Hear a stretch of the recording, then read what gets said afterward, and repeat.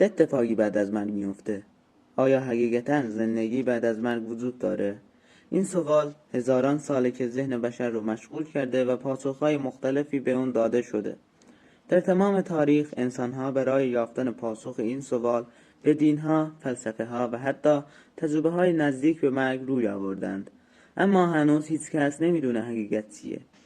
شاید برای بسیاری از ما زندگی پس از مرگ به عنوان یک موضوع مذهبی شناخته بشه. در دینهای مختلف بهشت و جهنم مفاهیم رایجی هستند، جایی که افراد یا به پاداشهای ابدی میروند یا به عذابهای بیپایان.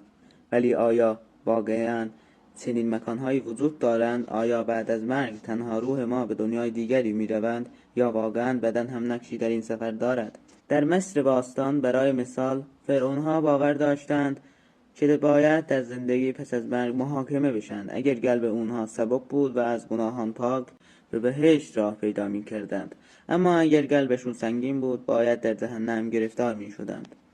اما در تجربه های نزدیک به مرگ شواهدی جدیدتر پیدا شده که باعث میشه به اون معما متوافدی داشته باشیم. هزاران نفر در سراسر جهان از تجربه مرگ موقت حرف میزنند.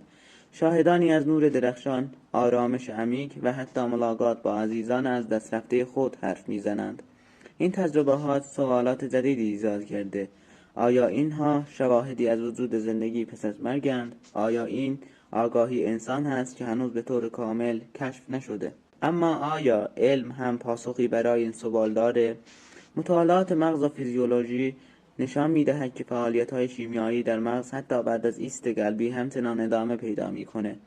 بعضی از دانشمندان معتقدند که این تجربیات اختلالات شیمیایی مغز هستند، ولی در کنار اینها هنوز هیچ کس نتونسته توضیح بده که چرا بعضی افراد دقیقاً توی همون لحظات مرگ احساساتی شبیه به آرامش بی‌پایان یا دیدار با موجودات نورانی دارند. و در پایان هنوز هیچ کس حقیقت قطعی در دست نیست. آیا واقعا بعد از مرگ همه چیز تمام می شود یا شاید چیزی بزرگتر از آن که می بینیم در انتظارمون باشه؟